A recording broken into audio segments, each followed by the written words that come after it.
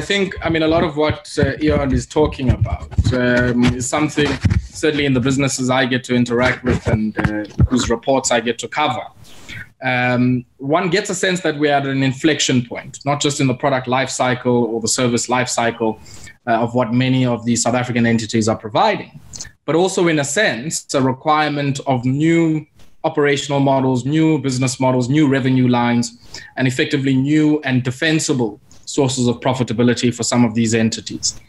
With where you are and with what you know about the Blue Ocean strategy, when you look at organizations across the landscape of South Africa, where are you seeing the massive opportunities for the Blue Ocean strategy to be implemented, where it can certainly have the most value? Yeah.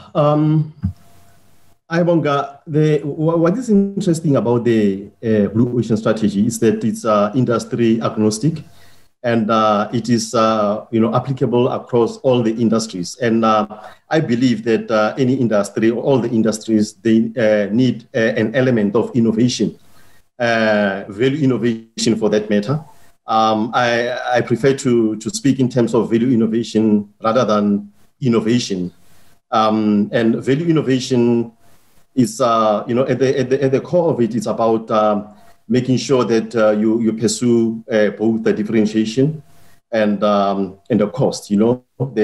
Those variables should be in sync. It's not they should not be inversely proportional as we see it in the red ocean. So, to answer your question, it is widely applicable across all the industries, and I have a specific interest in the SME space, right?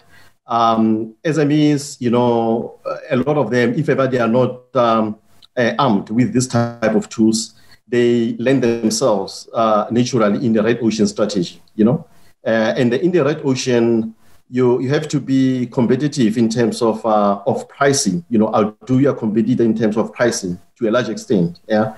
But with the limited resources, how can you be competitive with regards to, to pricing, to the pricing war? I mean, you stand no chance if ever you are going to launch your business in the red ocean. So I am having, a soft spot for the SMEs, and that is where I would like to see ourselves playing a big role, and to help them to understand how they can, apply this type of tools, not to worry about the big business, for instance, and be able to do their own thing, to mind their own business, in a way, without actually worrying what the competition is doing. So it brings about focus on what actually matters. And when you do that, then competition is irrelevant. You don't even have to worry about the huge marketing budget, because you find that for SMEs to be prominent,